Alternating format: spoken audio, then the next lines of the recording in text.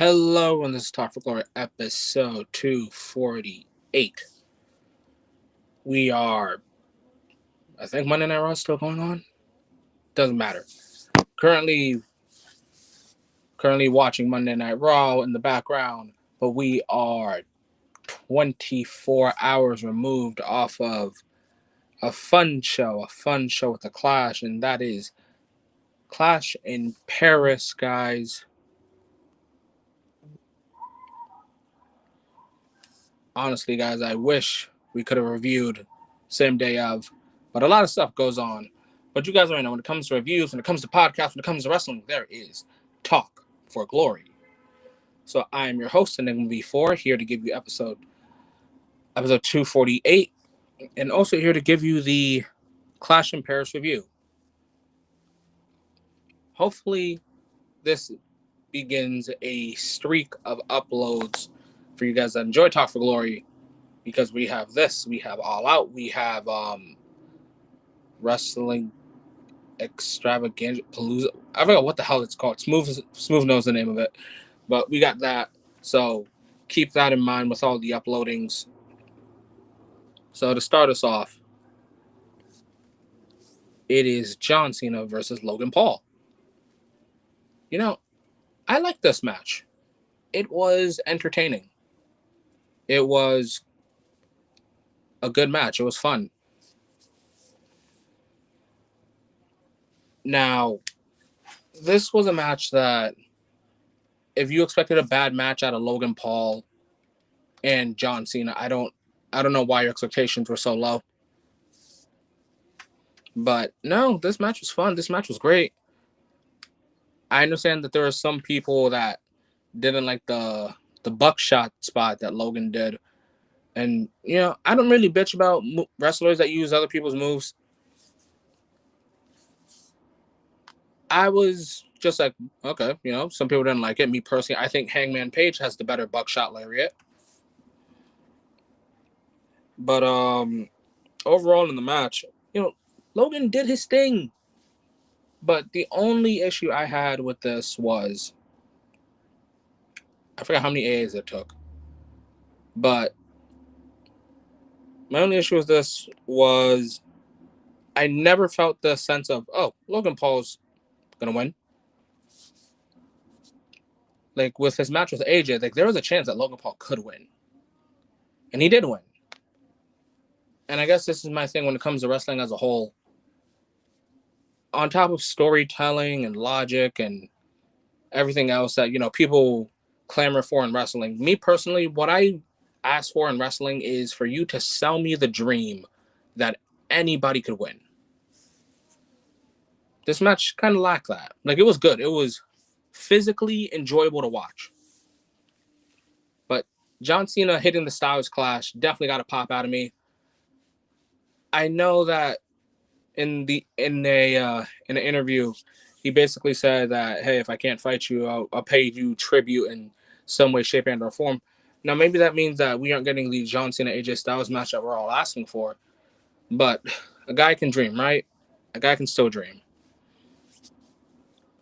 And I spoke to Smoove about this a little bit after the show, because he's the man that'll die on the hill that there's no point in like putting Logan Paul in the mid card. And my argument is still, I can't give a man flowers in a setting where I expect him to do exactly what that setting is for. So for everyone that talks about and says, oh, Logan Paul can do it with just about anyone, maybe he can. But you can't sell me that when he's facing the AJ Styles, the Seth Rollins, the Roman Reigns, the John Cena's. If you really want me as a viewer to go, I think Logan Paul can just about go with anyone. I need to see him against a Chad Gable, a Pete Dunne, a Santos Escobar. Shit, give him Dominic Mysterio one-on-one. I don't care. Just give me Logan Paul versus a mid-carder. Because I'm not gonna praise Logan Paul for doing main event shit against a main eventer. Like, put him against Shinsuke. But overall, match was fun.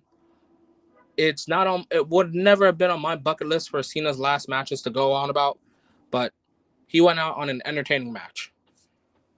Speaking of entertaining, our next match is Roman Reigns versus Bronson Reed, the Tribal Chief versus the Tribal Thief.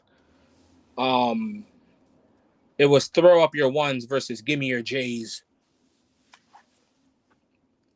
I don't know why, for some reason, I enjoyed this match probably more than I should have. Like, yes, I was on the side that Bronson Reed should win for exactly what I'm going to talk about later, but, Bronson Reed did amazing in this match. Now, can I say that Roman Reigns has made a star out of Bronson Reed? Maybe just a little bit. Because I like that Bronson Reed basically dominated for the majority of this. It actually looked like Roman was struggling. And I know as a joke, it's been like beaten to death throughout like anybody that watches outside of WWE. Whenever you watch a Bronson Reed match, like the first thing you go is, oh, he beat Okada in the G1. Like that's supposed to mean something in 2025. I think we need to start talking about how Bronson Reed looked dominant against Roman Reigns. I was really hoping that Bronson Reed would hit a tsunami, but he didn't, and that's okay. Honestly, I don't know. Like someone can fact check me, but if nobody has ever kicked out of the tsunami, I need that to be like the end game move. Like that move needs to be protected.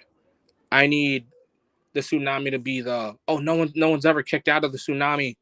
When you hit it, it's all over. Like that's what I need. Give me what they did for the One Wing Angel and what they did for the End of Days. Give that to the tsunami. Because honestly, if someone like Bronson Reed's size, like splashes on you, I'm not gonna lie to you, I don't think you should kick out. Like I genuinely don't. If Bronson Reed drops on you, bro, the wind is getting knocked out of you. But yeah, overall fun match. Roman finally hit a spear. And he hit like 3 Superman punches and a Samoan drop, which it's going to take a lot to take down Bronson Reed. But be on and end all, Roman gets a win. He gets his J's back. He chokes out Paul Heyman. And then he gets his ass beat by Bronson Reed and Braun Breaker. And a couple of friends on Discord and Smoove, we were all just like watching the match. And a little later, mid-ass beating, Jey Uso comes out. And we're all just like, Jay, Roman's been getting beaten up for like 10 minutes. Where have you been? And I get it. Jay had a 4-way to worry about. But if Jey Uso is going to save Roman, don't let it be 10 minutes into the ass beating. At that point, I'll catch you at the hospital, cuzzo. Like, I just thought there is no way in hell are they going to have Jey Uso save Roman and then still compete at the 4-way and him have a slither of a chance. Overall, good match, fun match. Hopefully in the next chapter of the road to Seth Rollins Roman Reigns is Braun Breaker. That is a present meets future kind of deal. But funny enough, I don't think this is gonna be the only time we'll be talking about the Vision tonight. Speaking of the Vision, I'm starting to see the Vision. I know a lot of people are calling these guys the Seth Riders, Death Riders and all that, blah blah blah. And for some reason, by the end of the night, it got a laugh out of me. But on to match of the night, and yes, this was match of the night, and a good old-fashioned Donnybrook match. It was the Celtic Warrior versus Bulgarian Brute, Sheamus versus Rusev. And this match was stiff. This match was hard. This match went insane. It went mental. The back and forth that Rusev and Sheamus can deliver towards one another, that is perfection. That is a fight. When I think of the combat sport that is professional wrestling, there is no more brutality than a Sheamus match for me. Because it's whether I'm going to get a technical or lucha libre or something zany kind of style in wrestling. But, and I love this, I truly do love this, when it is just dwindled down to a legitimate fight, that is where I enjoy my wrestling the most. And Rusev and Sheamus just brought hell on earth towards one another. And I was honestly surprised by the end of this to see that Sheamus ended up losing. I was under the impression that, Sheamus might win this, and then, they'll probably go on their own paths. But no, now that Rusev has won this match, the answer is what's next? Now that Rusev has basically beaten Monday Night Raw's toughest warrior, what's next for Rusev? What would you guys like to see next for after the big win on Sheamus, or the brutal win against Sheamus? What is next for the Bulgarian Brute, the Redeemer, Rusev? And again, yes, this match was match of the night for me. Everything else was fine or okay or cool, but this match was badass. This match was violence, and I'm all for that. As what's the next for Sheamus?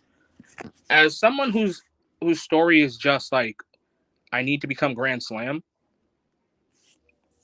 I don't think it's crazy to say that somewhere down the line we could see Dominic Mysterio or AJ Styles versus Sheamus for the IC title, or whoever is. I just know that Sheamus's greatest story right now is the road to Grand Slam. But speaking of Intercontinental Championships, now we're going to talk about the Women's Intercontinental Championship.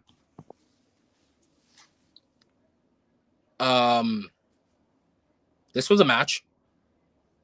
It had its spots, had its moments. Oh, this match. Oh, God. Christ. Okay, this match fucking sucked.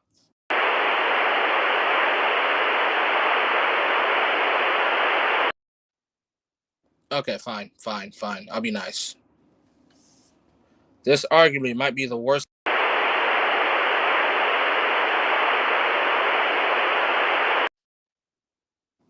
Okay, fine.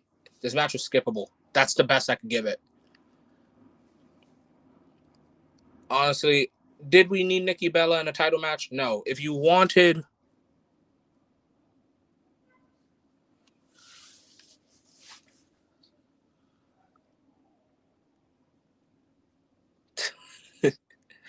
Yeah. Thank you, Peach. This match just was not it. I couldn't do it. I couldn't not get into it. And I'm not going to play the comparison game. I'm not going to say, like, coming down from watching... I'm not going to say, like, comparing it to, like, coming from, like, Rhea versus Io to this... in like the women's matches catalog that I've just been consuming a whole bunch of women's wrestling. It's okay. Yeah, I have watched the Azumis versus Momos, the Minas versus Athenas, the Ios versus Rhea. Not every match is going to be perfect. That's okay. This just so happened to be that match. It just was not good. I'm not gonna bash this. I think if you guys want to hear like Nikki Bella, I was gonna say Cross for some reason, Nikki Bella slander or unappreciation versus like Becky Lynch praise, go watch the Top for Glory predictions on Clash. But yeah, this match just was not it. If you're someone that can ignore all the botches and just like how slow it kind of felt, by all means, that's perfectly fine. Match was not for me. Maybe it was for someone else. It's okay.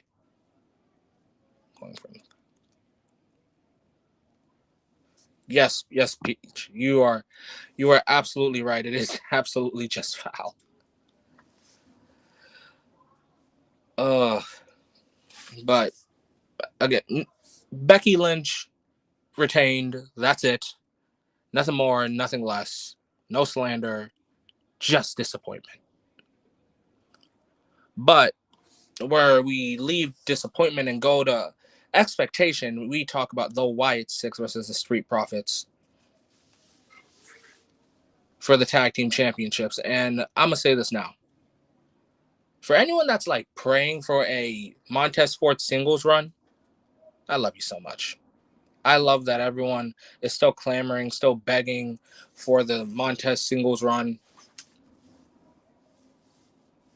Honestly, guys, I've said this in a couple of discords, and I've told Smoove this, and it's funny. We both kind of do this.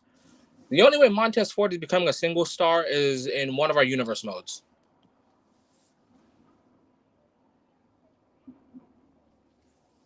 Um, I don't know. I don't know. Just found you on a random scroll. Well, welcome, Robert. If you're a wrestling fan, welcome to Top Floor. If I may ask, how often you go live? Uh, you know, this is a short card, so I can talk about comments and talk about the matches side by side. Robert, Top for Glory goes live maybe if the wrestling calendar is perfectly aligned. I want to say maybe we go once or twice a week or every 2 weeks because there's so much wrestling that we do talk about. Robert, if you are interested, there is a Talk for Glory Discord. I can link it in community tabs. There are so many things that are on the community tab, from star ratings to just comments overall. But Robert, let me know. Let me know what was your favorite match for Clash in Paris. But back to what I was saying, I love that people want Montez Ford to have a singles run, but it's just not. It's not in the cards. Like he's probably going to become a single star. He's probably going to become a single star in my universe mode, but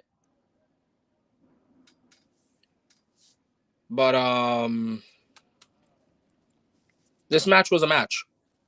Honestly, I love Montez Ford and Angelo Doc is coming out in Borderland gear. The Wyatt Six, I don't know what it is, but I've kind of gotten this idea that the Wyatt Six would be a lot more interesting under House of Black rules. Roman Reigns and Bronson Reed. That's pretty good, Robert, man. Honestly, that might be like my top three. Like, it might be in my top three, honest to God. Not for like this year, but like for the show. But yeah, for some reason, I just want the Wyatt Six to start doing tornado tag matches, tornado extreme rule matches, like just something with the tag titles, because it's like they go in, they do their job, they get out. Like there's nothing really like a Wyatt Six match can do where I walk away and go, wow, that was amazing. Like at SummerSlam, and Smoove can probably vouch for me on this. At, how do I say this? When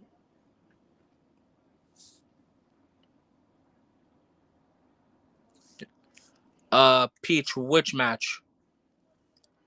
But so during the ladder match at SummerSlam, I can tell you like what caught my eye immediately from the Street Profits, Motor City Machine Guns, Andrade and Phoenix, DIY.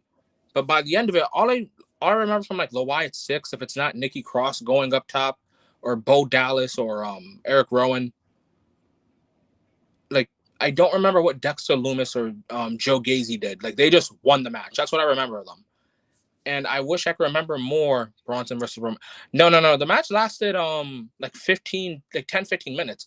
The ass beating that Roman and Jey Uso both got lasted like 50 minutes. Rightfully deserved too. But yeah, I just wish the Y6 like stood out more to me. Maybe it's just a personal thing. But as for this match was as expected. The Street Profits are great.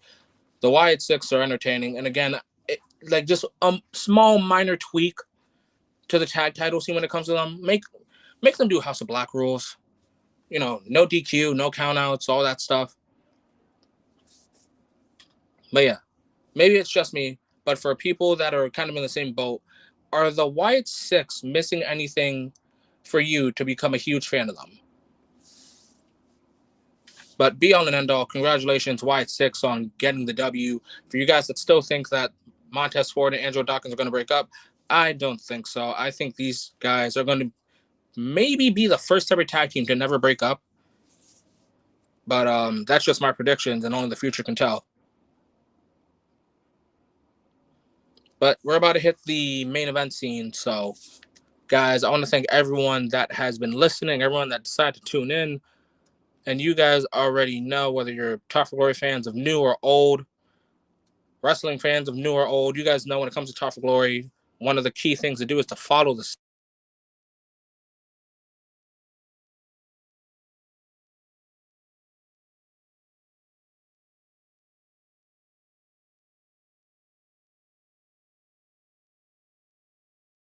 Outdoor Gamertags, Enigma V4, and no spaces, Smoove A1, and Smoove and A1 are spaced out. But remember, guys, not just here on YouTube, but on Spotify and Apple Podcasts and Podbean, whatever the hell else there is a podcast on, there is Talk for Glory. So Talk for Glory is everywhere. Now for the main event. For the World Heavyweight Championship, it is Seth fucking Rollins versus Midcard J versus CM Punk versus LA Knight. Yeah. So first off, let me start by saying this. I laughed when Punk did the super kick to Jay like immediately. And I know someone like did the comparison from like Cena, Triple H, and Shawn Michaels Survivor Series to this. And I don't know. For me, I think that spot should have been created. It's funny too because we're coming off the Street Profits. I always thought that spot would be hilarious if let's say it was Angelo Dawkins versus Montez Ford versus who the hell is US champion right now? Give me a second, guys. It's Sami Zayn now. But I guess it doesn't matter. Just like whoever's US champion in a triple threat. I always wanted them to recreate that spot for the Street Profits. And that's how you probably could have like done the heel turn or the breakup, because that honestly is like the best way to start it. But yeah, this match was pretty badass. I'm a huge fan of Fatal Four Ways. You know, everyone's everywhere, all over the place. Jay not being in this at 100% is probably best. He got taken out so much. LA Knight throughout this match kept having me wonder, so why is this guy in the upper mid card and not just a flat out main eventer? Or like he's like in the lower mid card or just like right in the middle there. But yeah, matches like these make me go, you know, you can take him out. You don't need to put him in the world title scene. But I do think LA Knight should probably be facing more main eventers.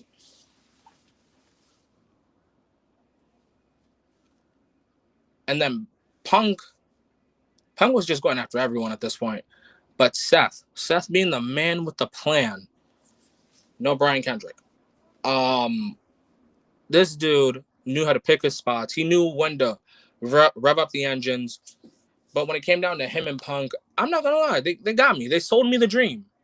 When Punk hit the GTS, and then you know, Rollins, like he bounced off the ropes like he did the first Monday Night Raw for Netflix. I thought, oh wait, they might actually do it. They might put the belt back on Punk. Okay. But then as Punk's about to hit the GTS again, hooded figure comes out. And my first thought was, okay, that's not a dude.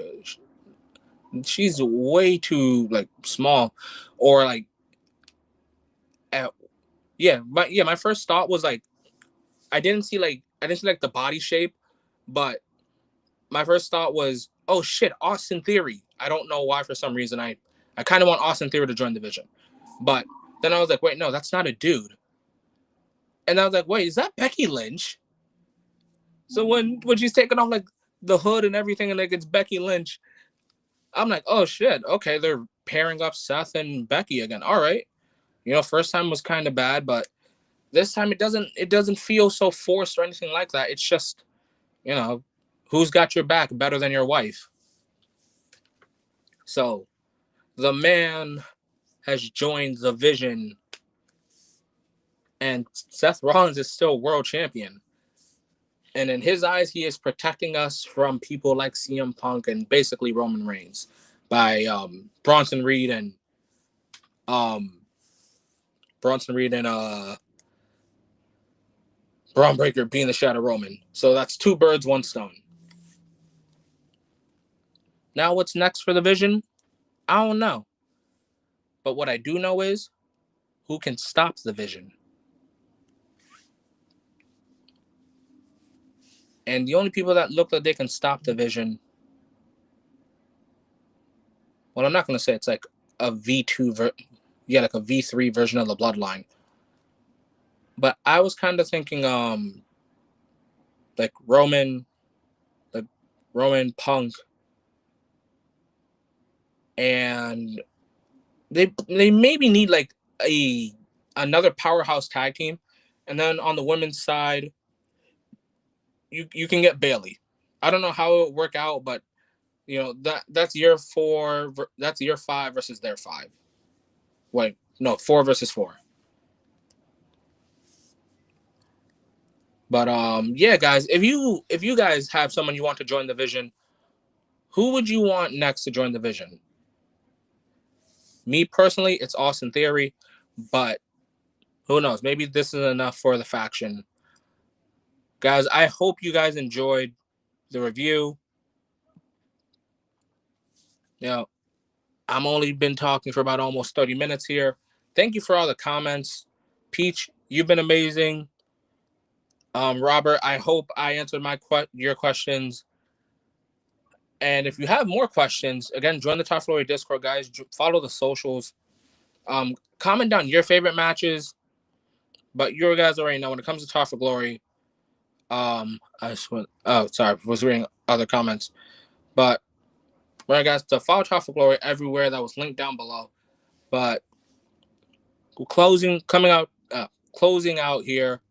I hope you guys do the following. I hope you guys stay safe. Have a great day. And hope you guys stay safe. Have a great day and or night. I hope wrestling gets back to its normal time, because it feels weird knowing that Monday Night Raw was like 2 hours ago. But stay safe. Have a great day and or night, because time zones are weird. And most importantly, enjoy wrestling.